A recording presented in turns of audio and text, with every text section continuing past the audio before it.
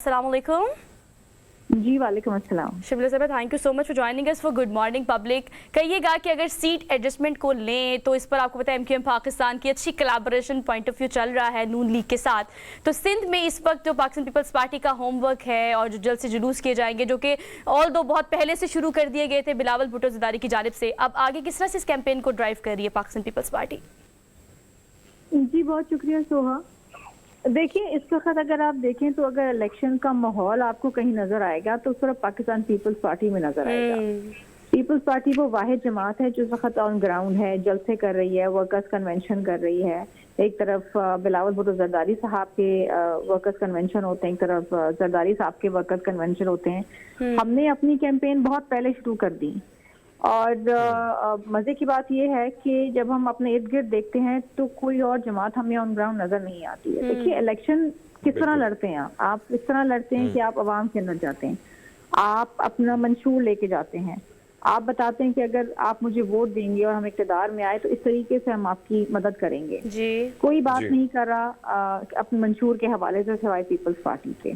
10 नकाती agenda peoples party ने दिया हुआ है और ये वो 10 नकात हैं जो इस वक्त एक आम आदमी की जरूरत है, चाहे वो तनख्वाहों को दुगना करने के हवाले से हो, चाहे वो बिजली की नरखों के हवाले से हो, यूथ के हवाले से हो, गरीब लोगों को घर बनाने के हवाले से हो। शर्मिला साहब, अगर हम देखें, हमने देखा बिलावल भुट्टो साहब ने, इसमें भी कोई शक नहीं है कि जिस तरह उन्होंने एक्टिवली रोल अपना प्ले किया खैबर पख्तूनख्वा में और नौजवानों को जिस तरीके से उन्होंने उनका लहू गरमाया, वो सारी चीज़ें हमने देखी और पंजाब में भी कहीं ना कहीं। लेकिन हमने उनकी तकरीरों में पहले वो सेलेक्टेड नवाज शरीफ साहब के लिए उन्होंने जो है लफ्ज़ निकाला, फिर उससे बाद वो तनकीद भी करते रहे। अचानक वो तनकीद कहीं ना कहीं खत्म भी हुई और फिर परसों जो इंटरव्यू मंजर-ए-आम पर आया जिससे उनसे पूछा गया कि क्या आप दोबारा सेलेक्टेड कहेंगे जिस तरह खान साहब को कहा करते थे, तो वो उस चीज़ पर बड़े खामोश नजर आए। क्या इस खामोशी के पीछे यही सब कुछ वही खिचड़ी पक रही है जो माजी में जो 16 महीने में हमने देखी, या जिस तरह तासुर दिया जा रहा है कि मामला पहले ही तय हो चुके हैं नून लीग के साथ सीट एडजस्टमेंट के हवाले से या वजारतों के हवाले से? देखिए जी, हमारा फोकस इस वक्त किसी ऐसे मामले पे या ऐसी डील पे नहीं है और ना ही कभी होता है। हम इलेक्शन लड़ने जा रहे हैं, हमारा किसी से झगड़ा नहीं है, ना PMLN से है, ना PTI से है, ना किसी और जमात से है। हमने अवाम में जाना है, जो हम इस वक्त मौजूद हैं। हम अपना मंशूर लेके सामने आए हैं। हमें इस बात पे एतमाद है कि अवाम जब हमारा मंशूर देखेगी और हमारी कारकर्दगी देखेगी तो अवाम हमें वोट देगी। हमें किसी से किसी किस्म की कोई डील करके या किसी किस्म का कोई गठजोड़ करके हुकूमत में आने की जरूरत नहीं है, ना ही पीपल्स पार्टी ने ऐसा किया है। चाहे पीपल्स पार्टी जीते या पीपल्स पार्टी को हराया जाए, और मैं इसको एम्फसाइज कर रही हूँ हारने पे नहीं, हराए जाने पे, क्योंकि माजी में आप देखें तारीख बड़ी तल्ख है। पीपल्स पार्टी को हराने के लिए इस्लामी जमहूरी इत्तेहाद बनाई गई, कभी पेट्रियट्स बनाया गया, कभी RTS बिठाया गया।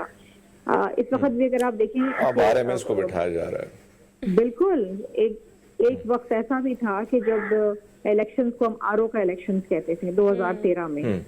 फिर आप देखिए उस वक्त ये भी हालात थे कि पीपल्स पार्टी और ANP तो अपने जलसे कर ही नहीं पाती थी, अवाम में जा ही नहीं पाती थी क्योंकि इतने बम धमाके होते थे। लेकिन पीपल्स पार्टी ने कभी भी मैदान नहीं छोड़ा और हमेशा डट के मुकाबला। शर्मिला साहब, एक और चीज है, आपने देखा एक निजी महफिल में ज़रदारी साहब को किसी ने सदर बुलाया तो मौलाना साहब के हवाले भी बैठे थे वहां पे। ज़रदारी साहब ने कहा कि सदर ना बुलाइयो, मौलाना फजल रहमान साहब बुरा मान जाएंगे। तो सदारती कुर्सी पर भी थोड़ी सी नजर है ज़रदारी साहब की वजह से। देखिए जी, ये तो बाकमाल कॉम्बिनेशन होगा कि अगर बिलावल भुट्टो ज़रदारी साहब वज़ीर आज़म हो और सदर ज़रदारी सदर हो, क्योंकि सदर साहब की जो कारकर्दगी बहैसियत एक सदर पाकिस्तान की रही है वो बाकमाल है। ये वही सदर हैं जिन्होंने इस मुल्क को 18वीं तरमीम दी है, आइन की असल शक्ल को बहाल किया। ये वही सदर हैं जिन्होंने आगाज़ी के बलूचिस्तान किया है। ये वही सदर हैं जिन्होंने CPEC की बुनियाद डाली है।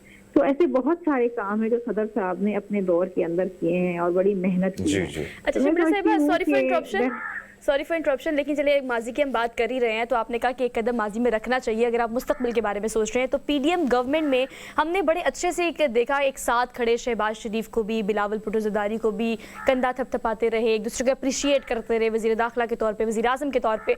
लेकिन अब हम देख रहे हैं कि वो लफ्ज़ी गोलाबारी में सिर्फ ये नहीं है कि वो किंग पार्टी है या फिर वो लाडला प्लस, ये सारी बातें करते रहे हैं।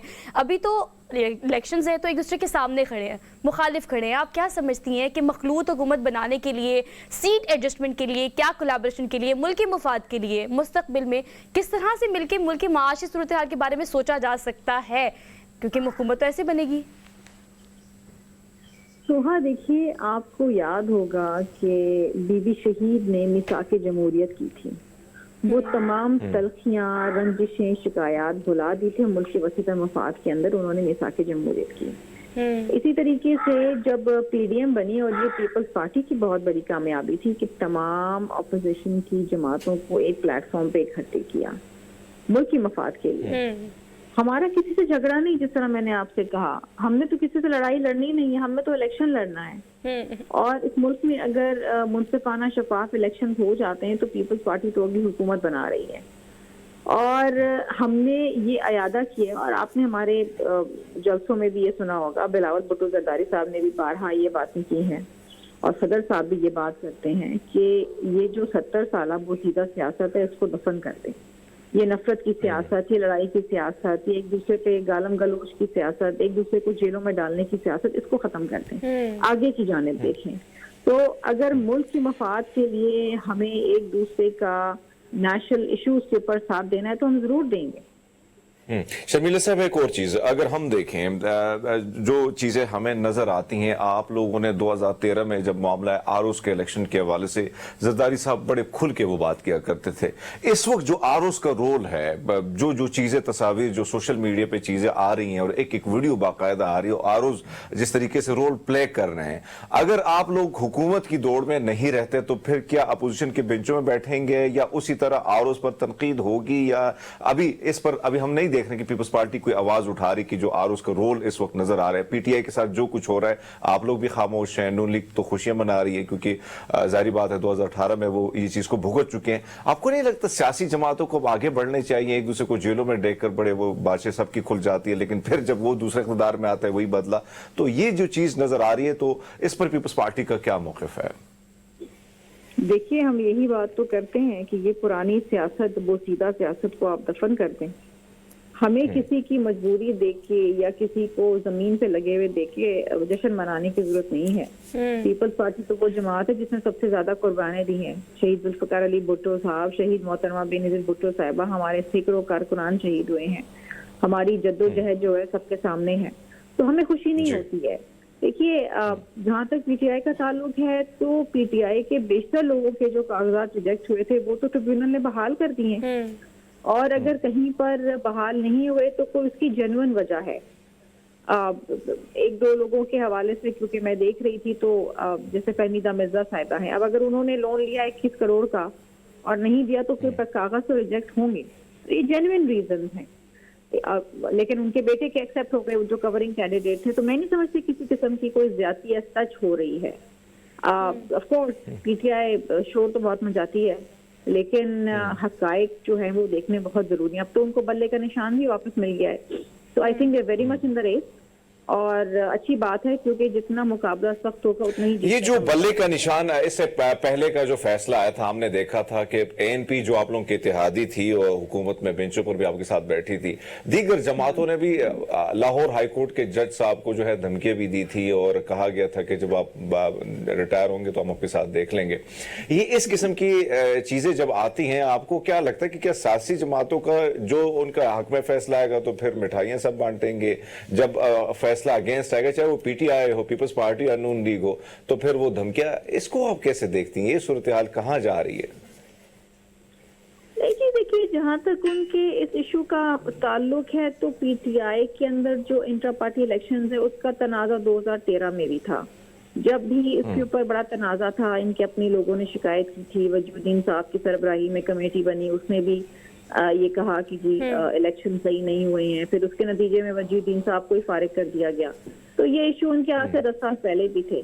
जो तमाम चीजें हैं वो आपने, अगर इलेक्शन कमीशन आपसे 40 सवाल पूछ रहा है, अगर आप उनके इन सवालात की जवाब नहीं एड्रेस कर पा रहे तो फिर तो फैसला आपके खिलाफ आएगा ना। देखिए, बज़ाहिर तो जिसको तमाम चीजें नहीं मालूम है या जिसमें इसको फॉलो नहीं कर कहेंगे जी ज्यादती हो गई, लेकिन जब आप जवाब देने के लिए खड़े हैं और आप जवाब नहीं दे पा रहे तो फिर इलेक्शन कमीशन क्या करेगा? फैसला तो खिलाफ आएगा ना। जी बिल्कुल ठीक कह रही है शमीरा साहबा। Thank you so much for joining us for good morning public.